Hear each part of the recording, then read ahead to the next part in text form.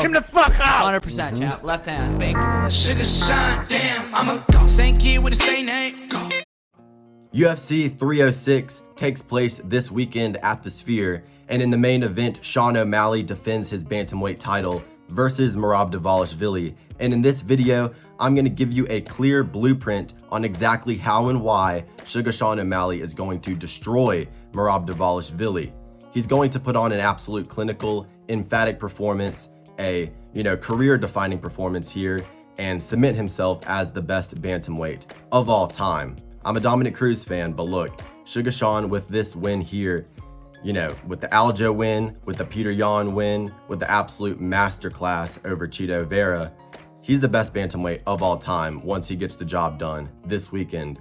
Now look, I know this isn't an incredibly hot take, Guru, Bedtime, Pick'em MMA, people are picking Sean O'Malley, but the odds are close. Suga Sean O'Malley opened as an underdog.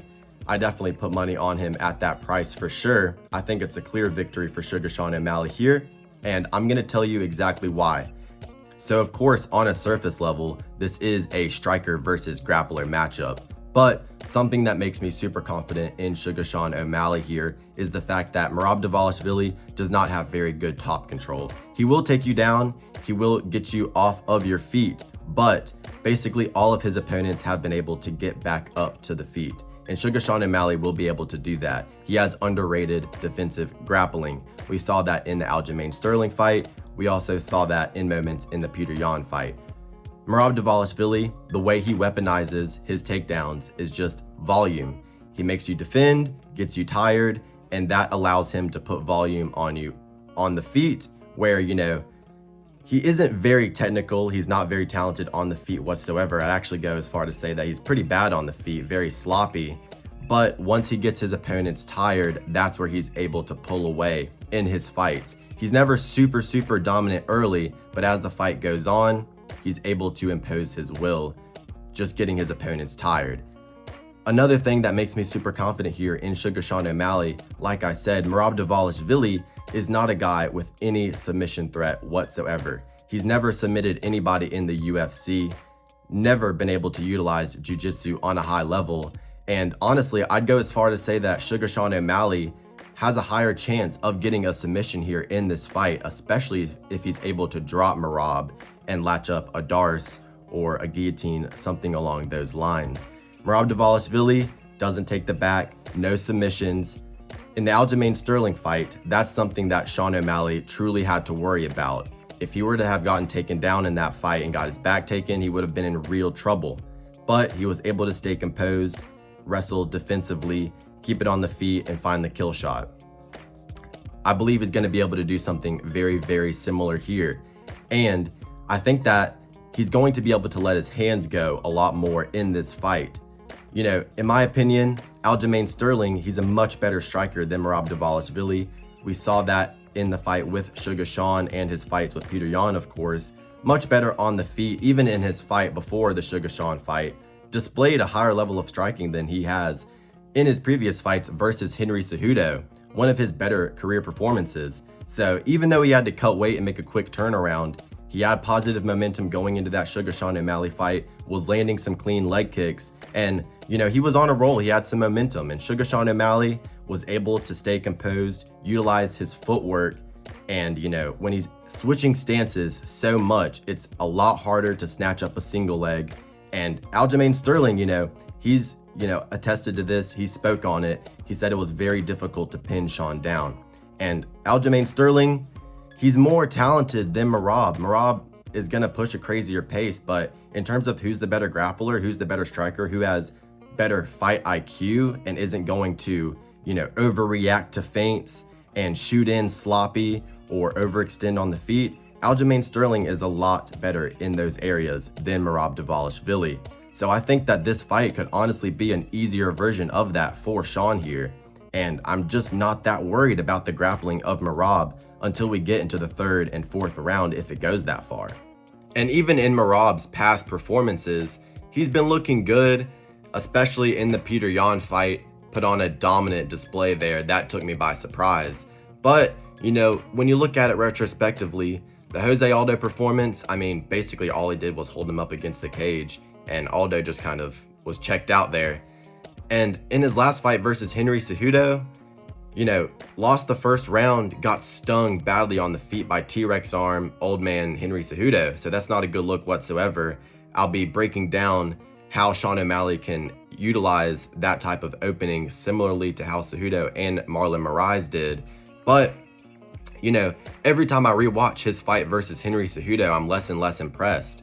I mean, he put on a pace, but Henry was in that fight until he got tired. And Henry, you know, he's past his prime.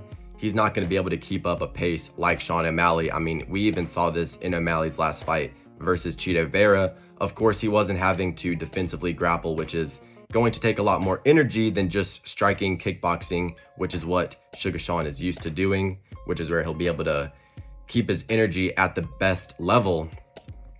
You know, I feel like he'll be able to keep up a good pace here, even if it goes into the second and third rounds.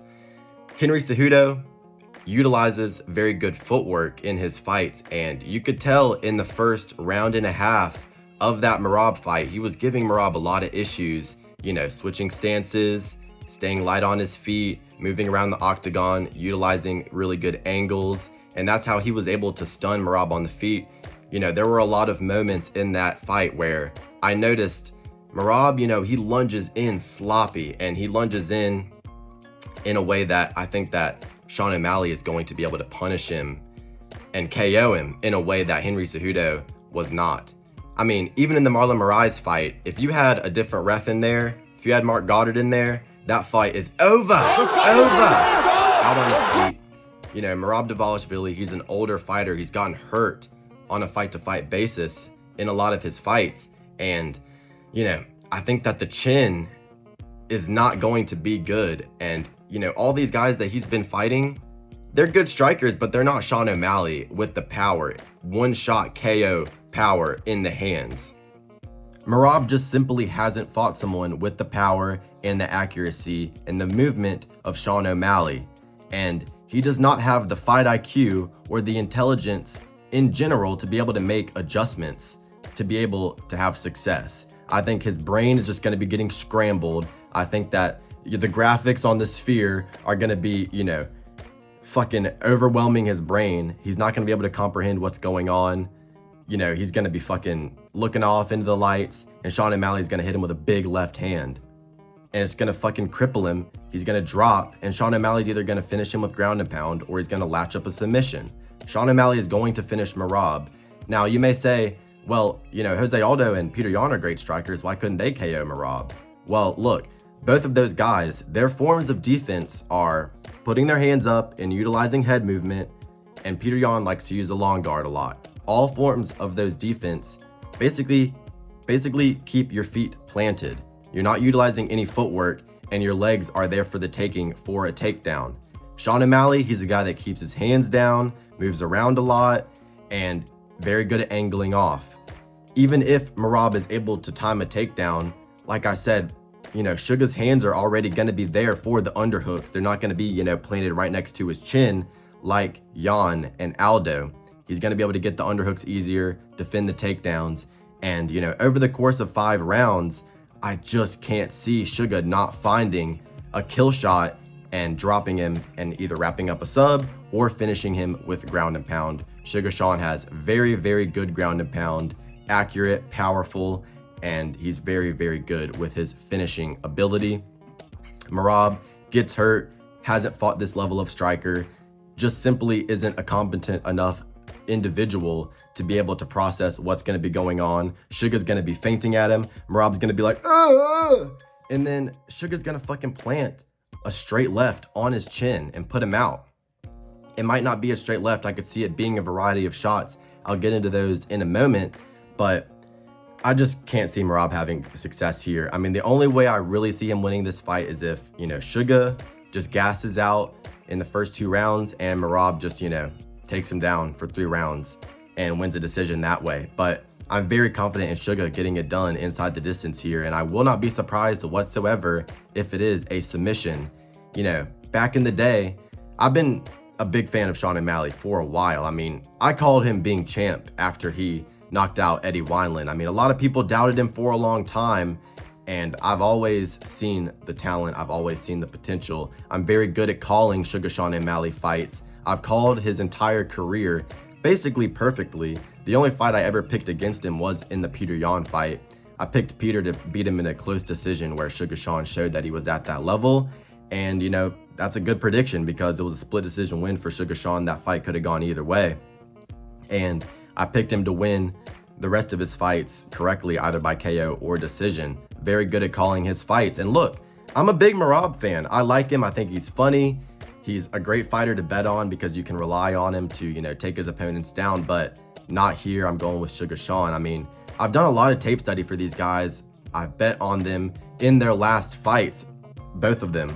And, you know, I have a very good read on both of these fighters. And, you know, as soon as I saw this matchup made, I've known that Suga Sean was going to beat him.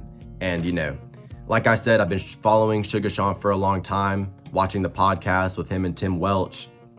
And they've always talked about, you know, Suga Sean, he's going to get to the belt. He's going to be known for knocking people out. He's going to be known for beating the shit out of people with the striking. But there's going to be an opponent where people aren't going to be expecting it, and he's going to wrap up a submission and get himself a nice submission win. You know, I think he's a purple belt in jiu-jitsu.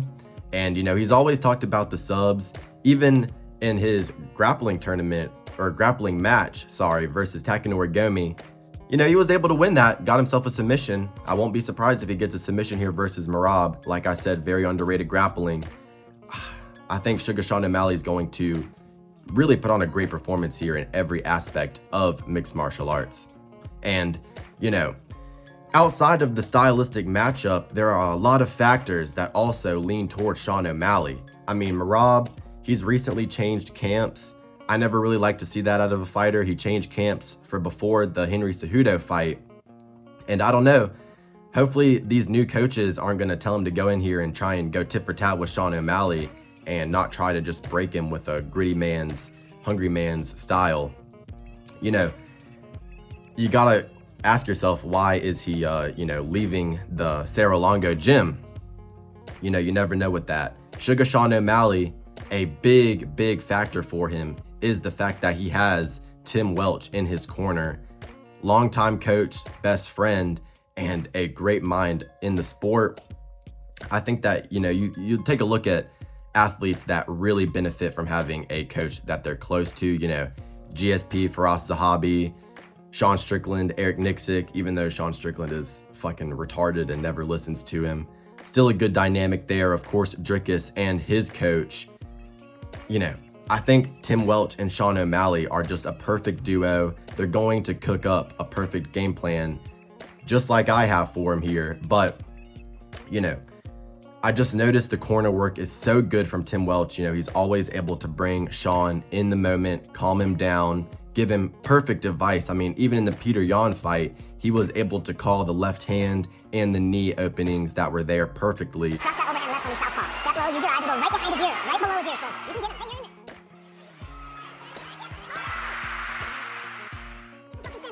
Hey, when he starts coming in, flash your two underneath the middle. He's ducking, you can see it.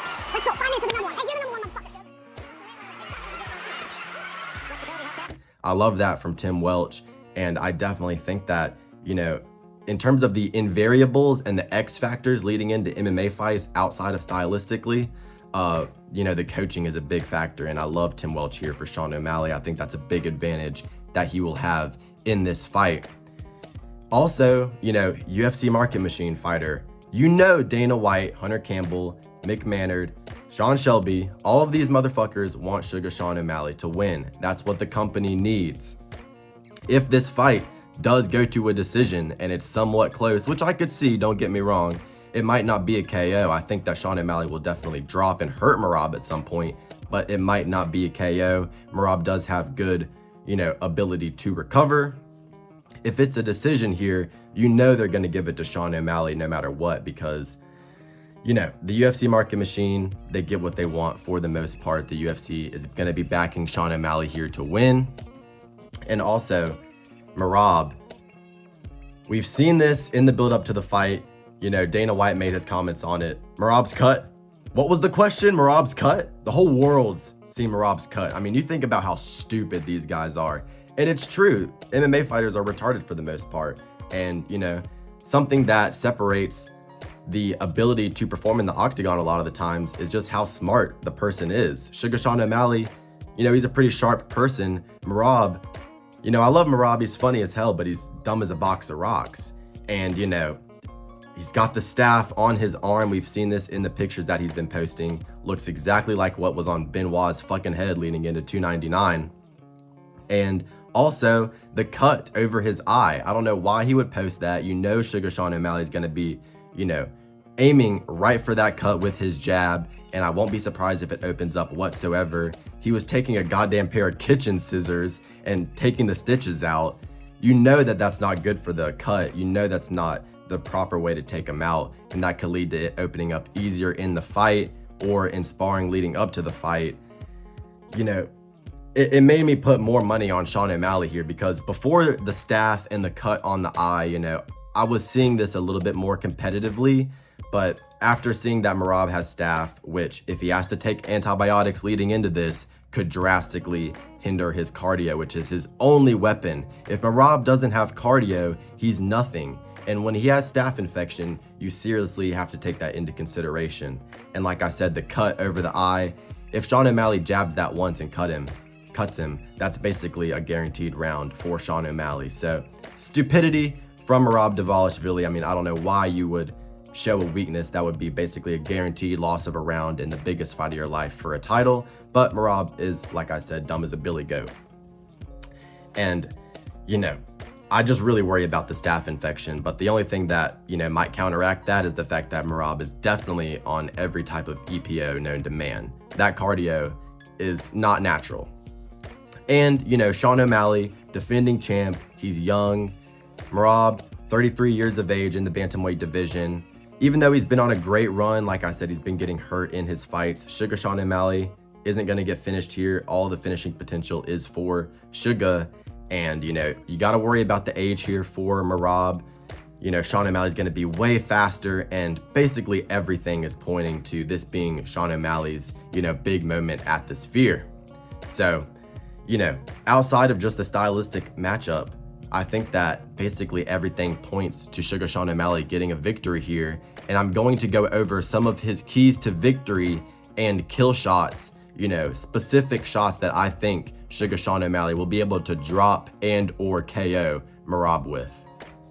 Major key alert. All right, so I'm going to go over some of the major keys to victory here for Suga Sean O'Malley.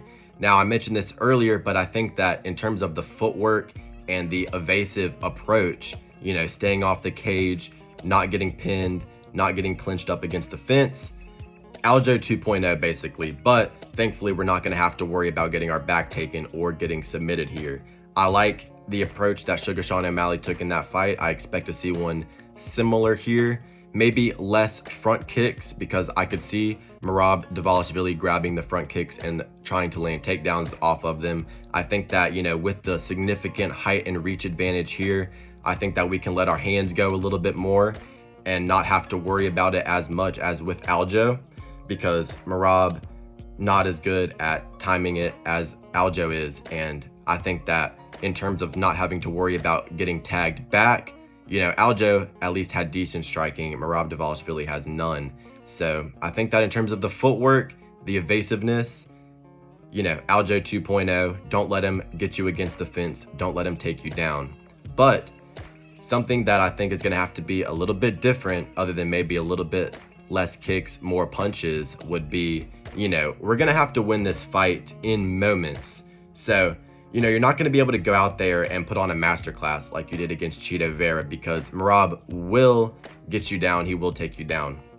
You're going to have to be evasive and, maybe just land 3 or 4 good combinations around and kind of make it a boring fight. Slow it down, kind of overwhelm Merab with feints, chop at the calf, and not really engage or be overly aggressive, because I think that Merab's going to be doing a lot of the work for Suga Sean O'Malley here, lunging in recklessly, getting tagged with counter shots. And if it's not a quick KO, if the fight does extend, if we look at the second and third rounds, I think that a smart approach for Suga Sean O'Malley would be, if you're able to back him up against the cage and find power shots, cool.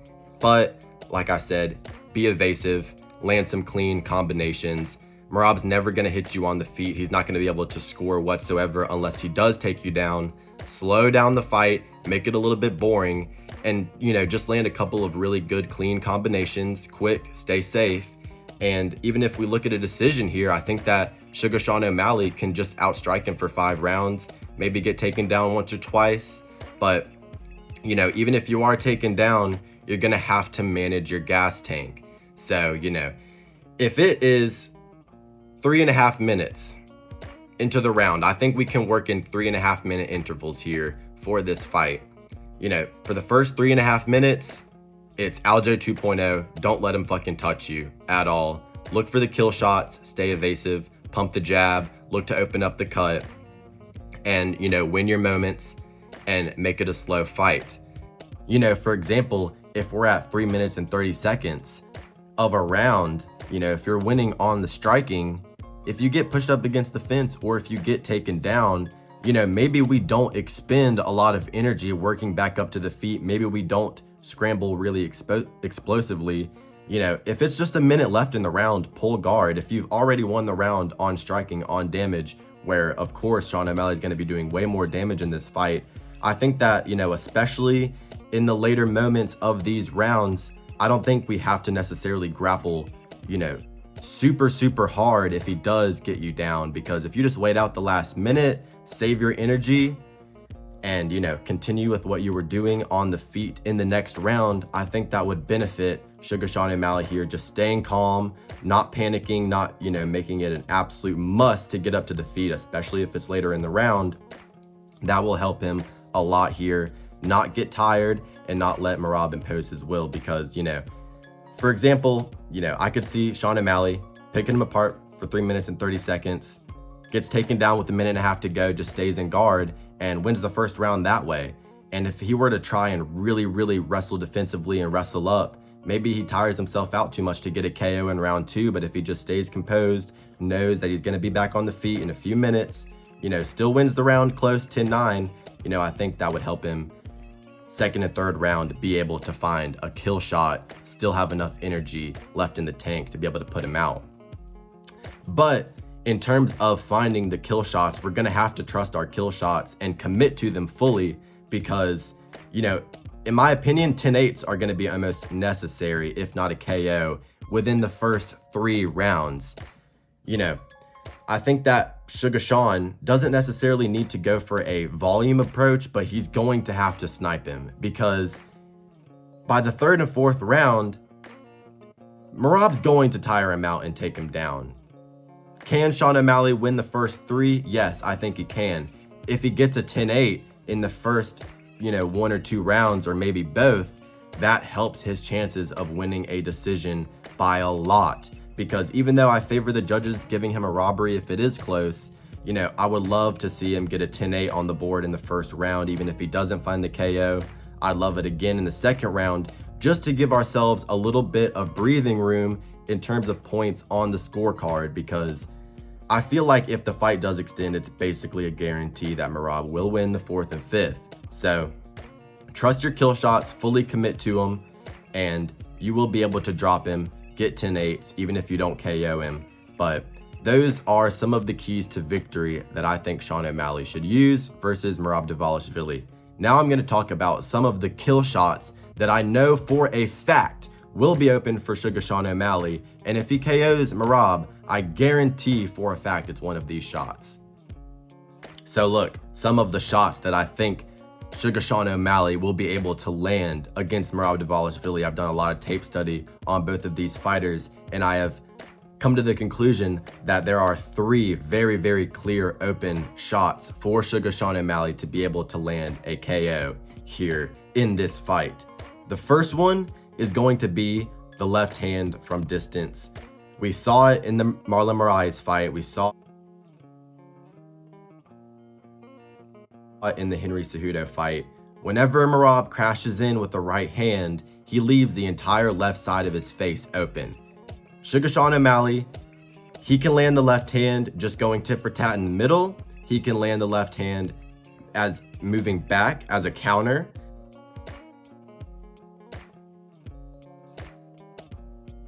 I think it's going to be from southpaw. I could definitely see him being southpaw here, backing Merab up. Merab throws a right hand, boom, counter left hand from Suga Sean O'Malley.